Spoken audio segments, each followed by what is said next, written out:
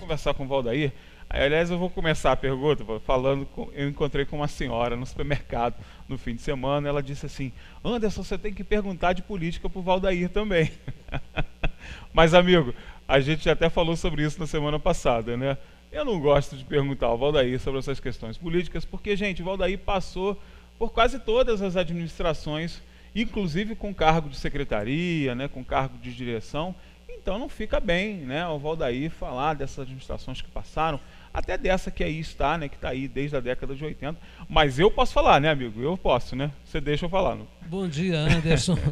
Bom dia, senhores telespectadores. Telespectadores. Ainda usa essa... mas ouvintes era mais fácil. Ouvinte, né? Era mais fácil, né? A televisão complica tudo, gente. Mas Teresópolis, a nossa cidade tão bonita, eu amo com fé e orgulho a terra em que nasci. Parafraseando o poeta, né? Sim. Mas eu amo realmente muito minha cidade. Tenho muito orgulho de ter nascido aqui, fui criado fora daqui, voltei cheio de vontade, cheio de amor a Teresópolis. Esse amor aumentou ainda mais.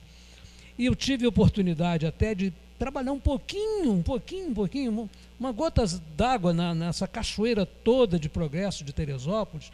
Eu tive a possibilidade de ter uma gotinha de água nessa cachoeira. Não seja modesto, amigo. Sim, é verdade. Você trabalhou no turismo, você trabalhou na comunicação. É claro que o seu trabalho foi extremamente relevante. Né? Aliás, está fazendo falta, né? Tu não quer abandonar a aposentadoria, não, Valdir?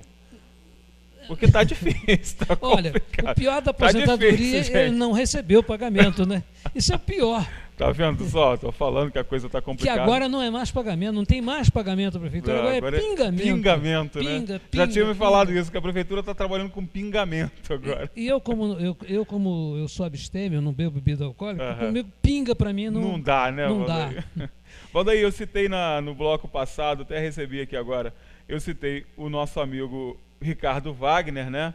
E o Ricardo Wagner mandou aqui a mensagem também respondendo, agradecendo, né, ao comentário. Eu citei porque o Ricardo Wagner foi o nosso entrevistado à época, quando nós chamamos a atenção, cerca de 6 meses antes de cair aquela palhaçada toda lá na Praça Olímpica. O Ricardo Wagner já tinha avisado: olha, vai cair, precisa fazer alguma coisa. E aí, né, como a gente sabe que o nosso governante não costuma dar muita atenção para questões preventivas, né? Só curatórias depois. E aí, né, realmente caiu, a gente está nessa até agora. É lamentável. É triste, lamentável, né? Muito triste. Como, por exemplo, vai cair uma barreira lá no Corte da Barra. Pode demorar, mas vai cair. É preciso fazer uma pequena obra de contenção. Lá já caiu uma parte da barreira no Corte da Barra. Ali, né? E soterrou, matou uma mulher com 2 filhos pequenininhos, 2 meninos.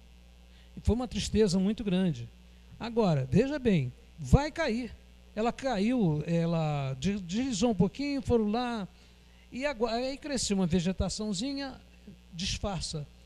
Já tem muito tempo, já falei no jornal, já falei no rádio, já falei na televisão, vai cair.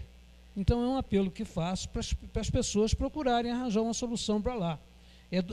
Então, no Corte da Barra, quem não conhece, não sabe, pode passar e achar que não cai, mas vai cair, infelizmente. Tomara que não, peço a Deus que não caia, se cair, que não atinja ninguém, mas tem uma grande chance. Mas o ideal é que a gente tenha o poder público trabalhando, né? O Valdair, eu posso falar aqui com muita propriedade, porque entende bem da área do setor público, e é o que a gente sempre chama atenção aqui, gente. Planejamento administrativo na gestão pública, ele é difícil mesmo, né? Porque diferente da área privada, em que você planeja, se tiver verba você faz, se não tiver você corre atrás para ter, na questão da gestão pública você ainda tem a prestação de contas, você tem uma série de trâmites burocráticos que foram feitos inclusive para proteger o erário. Mas se não houver um empenho, se não houver um planejamento, acontece o que a gente está vendo hoje, né? A falta total de manutenção. E é muito melhor você investir em manutenção do que depois tentar consertar o problema, né? É verdade, custa muito mais barato antes. O depois é pior. O depois é sempre pior, sempre muito mais caro. Sempre muito mais caro. Agora, uma coisa que também sempre me perguntam, Valdair, a gente fala aqui da questão dos funcionários públicos, né? A prefeitura tem hoje pessoas dentro dos seus quadros capazes de tocar as secretarias ou precisa de tanta gente comissionando? Não precisa não. Não precisa trazer gente de fora. A prefeitura tem gente suficiente para dirigir as secretarias. Tem gente, não precisa trazer de fora. Em todos os setores. Digamos, vamos dizer que precisa de alguém, 1 ou 2, mas não uma porção de gente de fora. E gente de fora do município, é pior ainda. Fica mais Agora, claro ainda, né? O que muita gente não sabe é que há deputados impingindo, forçando os prefeitos, aí com promessa de segurar uma liminar aqui, outra liminar ali, de trazer um apoio. E aí, uma verbinha ali, outra verbinha esses aqui. Esses deputados, tem deputados aí que indicam a prefeituras que para a gestão da saúde tem um deputado que indica, ele que dá as cartas, né? Indica uma firma ou uma entidade, entre aspas, uma entidade social, uma OS, que não tem nada de social, uma ONG, entre aspas, tem nada de que social, é para administrar a UPA, que é para administrar o posto de saúde. Vem outro para fornecimento de mão de obra sim, geral da prefeitura. Vem outro para coleta de lixo. Para coleta de lixo. Outro para merenda, né? A coleta de lixo começou com o PT. O PT, sim, infelizmente, essa coisa triste, horrorosa... Na administração de Jorge Mário, é verdade. O PT trouxe para o Brasil uma coisa chamada... essa quadrilha de coleta de lixo que matou 2 prefeitos do PT lá em São Paulo porque não concordaram. Não concordaram.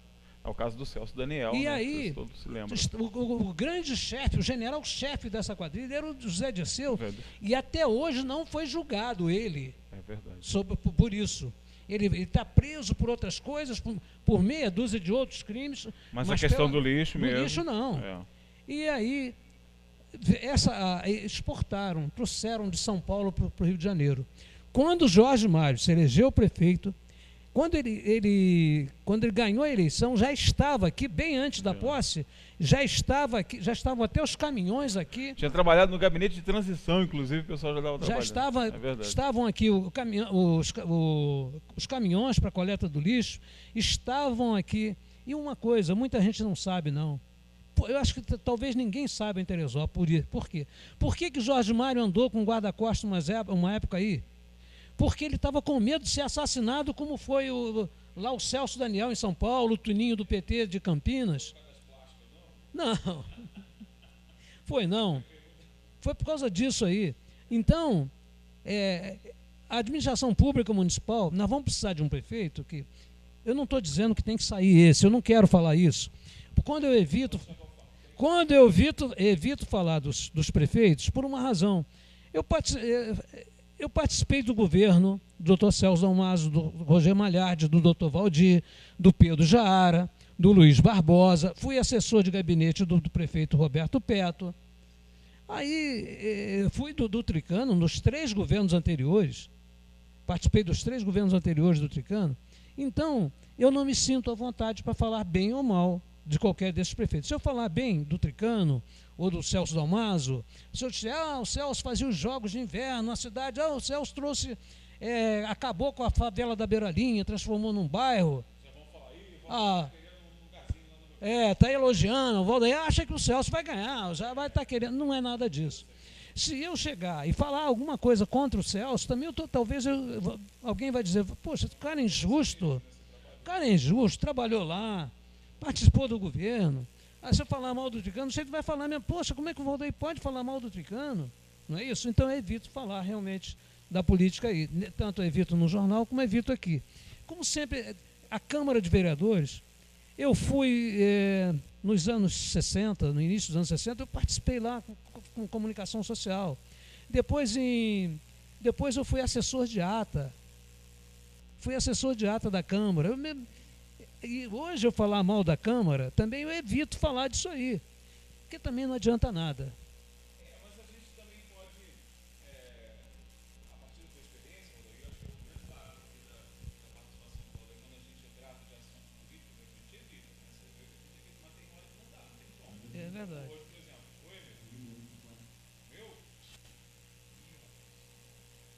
Bem, Acontece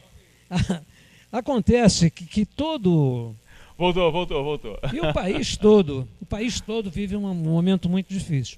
Verdade. E posso dizer, não vou dizer que a culpa é dos eleitores, mas cabe ao eleitorado brasileiro, cabe ao povo brasileiro tentar explicar a cada um, o seu vizinho, o seu amigo, olha, para votar você tem que ter cuidado, escolher. Principalmente, tem que ter mais cuidado no voto para deputado estadual, para deputado federal, para senador. O voto, vou falando aqui, parece que não, o voto para vereador é muito mais importante do que o voto de prefeito. Cabe aos vereadores ajudar a administrar, aprovar leis, aprovar projetos de governo.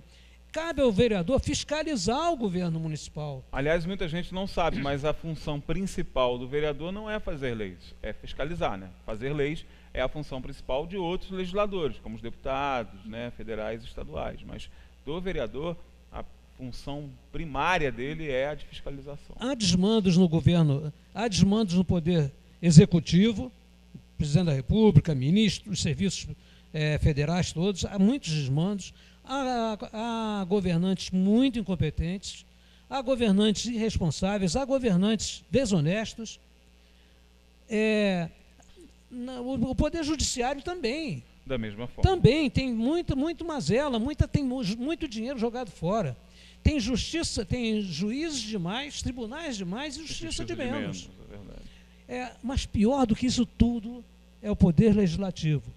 O povo não está ligando para o povo. Deputado, qualquer um. Deputado federal, qualquer um. Senador, qualquer um. Por isso que a gente está com essa qualidade de deputado que a gente está essa qualidade de vida que o Brasil tem. É. Se o Brasil acabasse com o Senado, ficasse uma Câmara só, na França só tem uma Câmara. Na Inglaterra só tem uma Câmara. Então, se o Brasil acabasse com o Senado, ficasse só a Câmara Federal, e podia pegar lá, deixar só um terço dos deputados, porque um terço dos deputados federais é 171. É sim, eles são 513 deputados. É verdade. Divide 513 por 3, é 171. Eu não ofendi ninguém. É matemático. Um terço de 513 é 171. Tá vendo só? Depois ele fala que não gosta de falar. Aí, amigo, se fizer isso, diminui a despesa tem que diminuir a despesa do executivo, federal, estadual, municipal, tem. Vai sobrar dinheiro. Mas tem que diminuir principalmente a do legislativo, do judiciário e principalmente do legislativo.